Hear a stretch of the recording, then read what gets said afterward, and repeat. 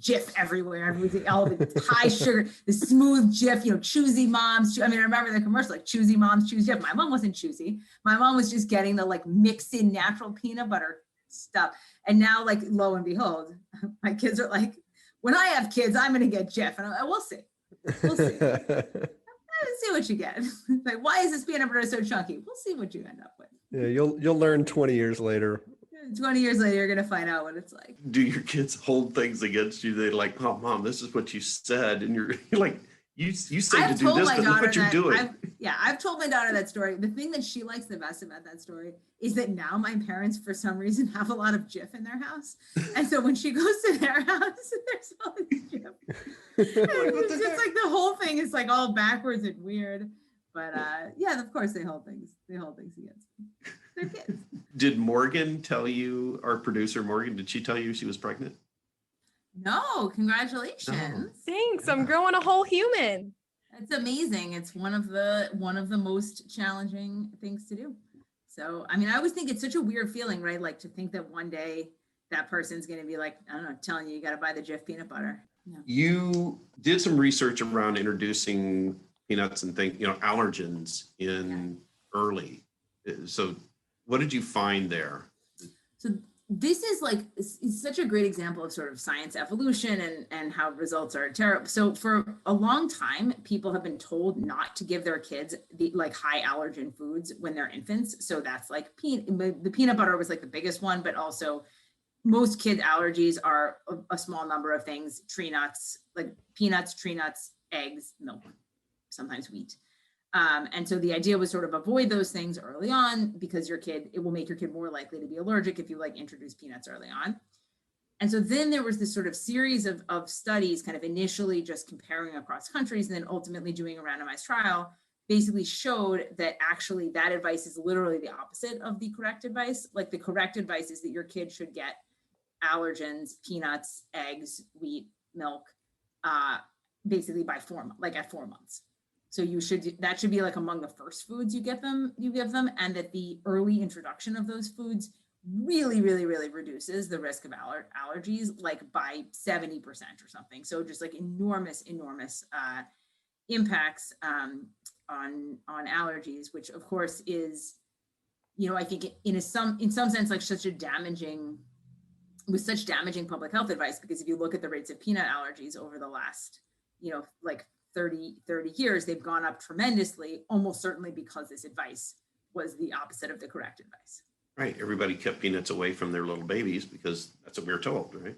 Yeah. And that was why, when I was a kid, like peanut butter, like I do not remember peanut allergy being like a big piece of my it wasn't a thing. Childhood. And with my daughter, like, there was sort of like everyone was allergic to peanuts. But then this study came out when my son was like the month before my son was born. And it's basically, the change in public health advice was very fast. And so nobody in his class is allergic to peanuts. Wow. So I can blame bad data on my peanut allergy, or my peanut allergy on bad data. You have a peanut. Yeah. Yeah. And it's not so bad now that people always ask me how allergic if I say I'm allergic. And it's like, yeah, I'm not going to die probably, but it's going to ruin my day. And growing up, they're going to know it. Yeah. Yeah, you're going to know that I had peanuts. Yeah, that's the science. That's science's fault. I mean, because you're somewhat. How old are you? 26.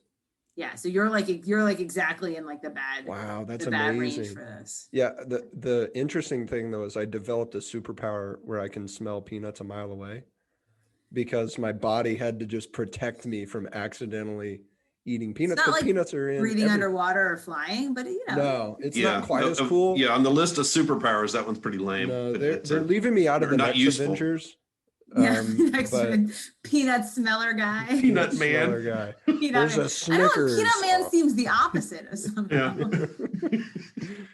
It was funny though. I mean, growing up, people would try to sneak one around me because I'd say, "Hey guys, I'm allergic. Like, keep this out of the room."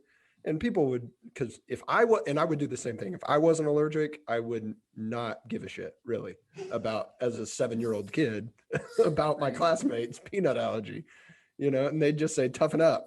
But if someone like opened up a Snickers across the cafeteria, I'd be like, oh man, Who in here am I mad at right now? There's been a lot of progress on treating these also with these like basically with like small dosing interventions. That's so Yeah, the science fascinating. changes. I mean, it's all about you write about putting a baby on their back versus putting it on their stomach, and it's scary to think, the public health impacts of bad research and bad data. Yeah. I mean, I think the sort of two pieces of that for me are sort of one, this issue of just like, boy, we got to be a little careful, like how much we can tell, like how much we rely on flawed data, which we sort of do all the time. But I think there's also an issue of messaging in all of these spaces that we're kind of like, we message everything. I mean, this gets back to this issue of rules, but like we message everything as if we're like so sure. And then when you switch the messaging, there's a piece of like, well, we How were so sure can before. we be like, now? Yeah. why are you sure now? And I mean, particularly when it's such a shift, like either the front to the, the sort of front to the back sleeping, it's the same kind of thing. Like it was initially like, put your baby to sleep on their stomach because otherwise they're more likely to die. Then it was like, put them to sleep on their back because they're otherwise more likely. Well, which one is it? Because this is definitely something I don't want to be risking. Right. But I don't you want to get just this told wrong. me the other thing. And now, by the way, like my mom is telling me like, well, when I had you, they told me to put you on your stomach. And so like, what is this? And I think it's hard for people, unless you want to spend all this time, like digging into like, okay, exactly which studies, it's hard to understand why that changed. And, how do we know that evidence now is better? Yeah. How much of it do you think is because of the need to reduce everything down to its simplest form for mass consumption? I think that is certainly a lot of what people say is the reason, and I think some of that is true, and some of that is not giving people enough credit for ability to understand nuance. So I think that is probably the most widely argued reason to do stuff like that, and to say like we're going to have rules because people can't understand it otherwise. But I think that we are probably underestimating. Yeah, that may not be fair, but people definitely do that either. Like with hurricanes, oh, you're all going to die. We're all going to die if this hurricane comes through. It's like, well, the message there didn't really need to be so severe. Right. Because again, then when it doesn't happen, like people don't trust you next time. It's like like the boy who cried wolf kind of issue. What do you think are the other reasons why we have so many instances where we're just wrong as a collective on important issues like that? I mean, I think some of it is that some of these questions are very hard, and they don't, it is like very difficult to learn about them. And I think sometimes we lurch on advice, particularly in the health space, because actually it doesn't matter. And this is okay in the sense that like, if it doesn't matter, it doesn't matter that much. But you ask like sort of, why are we so lurchy about diet advice? Why is it like today it's kale, tomorrow it's blueberries, and it's red meat, no red meat, cheese, no cheese, this, the paleo, not paleo, modern, astro diet. I mean, this is different. The reason that we're lurchy so much on that is that all of these things, like none of this data is very good. And so any like signal, any small effect is sort of totally swamped by just like the general noise of chaos. And so it's very hard to get to the answer there. It doesn't matter as much. Yeah, that makes a lot of sense. It reminds me of this Lewis Black stand-up bit. Y'all know who Lewis Black is? Yeah. I do. Okay. He's just this angry comic. And he had this bit where he was going off about how I hate this country. We care so much about health. We care so much that we're the fattest country in the world. And he goes, we care so much about health that we don't know anything about health.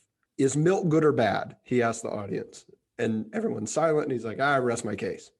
And it gets a big laugh. It's like, okay, yeah, good point. I think obviously he's taking it with a angle. He's trying to be funny.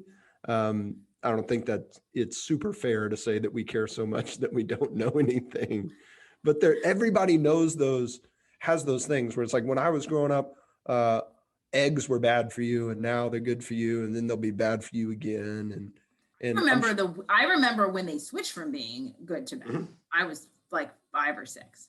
Yeah. And it was like, there was a time when like for a while we had like cheese omelets every morning.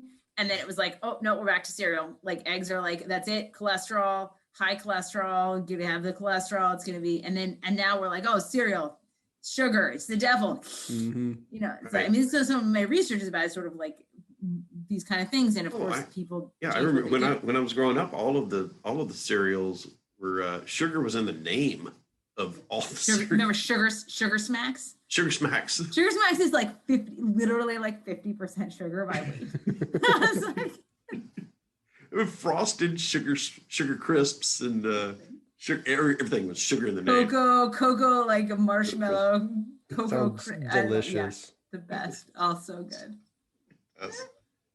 But I think the it's tough because a lot of times there's flawed research that isn't done well, or it's biased research that has an agenda that people are putting out there, and you find out, oh, that's funded by the sugar industry. No wonder it says Sugar Smacks Smacks. cereal. That person good for works your in health. Sugar Smacks cereal. Huh, interesting. Note. Yeah, so I think it's either flawed research, biased research, or there's a lack of research, and it's just people telling their friends something and there's nothing to back it up. They're just a myth gets hold in the culture and runs through like wildfire, and people believe it. Yeah. So No, stuff is hard. do your research. How much of the inaccuracies when it comes to public health or pregnancy advice, because there's a lot of things that we think we know that end up being wrong, right? We listed a couple, like you can't drink when you're pregnant, you can't drink when you're breastfeeding. Once you turn 35, you're going to become infertile. All these weird things that are just not true. There's more nuance there, but how much of it, if any, did you find were supported or existed because of an agenda that someone was pushing? Not very many. So I would say that the sort of most of the errors I think are about just like flaws in our data analysis or Mm-hmm. lack of data, as opposed to like, this is the blah blah blah lobby that's trying to like, get something, to sort of convince people of something that's not true. So I think that's in this space, that's probably not as important. I mean, I think when you get into, or at least like in the sort of pregnancy space, when you get into things like food, yeah, I think a lot of our research obviously is there's a kind lot of opportunity. Somebody's funding that. Yeah. But I think somebody has a bias. Yeah, I think in the What did you find out? What did you find out that was interesting when you were doing your upcoming book and you were researching? Oh my gosh, there's a lot of interesting stuff. So I spent a lot of time on older kids, and so I end up talking, thinking a lot about sort of schools and probably the most interesting stuff. I'm not going to spoiler it. I'm just going to tell you what I thought it was. Is thinking about how kids learn to read. I think partly because I was like writing that while I was trying to teach my kid to read, but just thinking about the mechanics of like how you read is just like a super interesting like sciencey topic. So, yeah, I'm fascinated in that one because I met this 3-year-old the other day, and I went up to him and I see him running around this parking lot. It's a funny way to say it. Like you just like walking down the street, there's a 3-year-old that you met. Just started chatting with him. It stands out to me. I don't interact with children in my daily life ever. I never interact with children. It's like an event for me to see anyone under the age of 25. Right. Like, all right. So you find this 3-year-old on the street and you start chatting with him. So I kidnapped this 3-year-old. No. So I was at a bakery, and this bakery near my house has like antique cars in the parking lot every Sunday morning. And so I'm getting there, I'm getting my Danishes, and I'm going out looking at all these old cars. And I see this little 3-year-old running around. And I just said something to be nice, like, hey, how's it going? And he 2 or 3 years old. I say, hey, man, how are you? He looks me in the eyes and goes, I'm having a really good day, thanks. I was like, whoa, you're too young to have full sentences. And I said, who are you here with? And he goes, oh, I'm here with my grandpa. My dad couldn't make it today. And I'm like, whoa, what is going on here? And we had a whole conversation about his grandfather's car and what type of car he would like to have. And I was just mind blown. And I thought, well, his parents must be reading to him. That was what I thought. I don't know if that necessarily means that's what's going on, but I thought, wow, that's a lot of work that goes into raising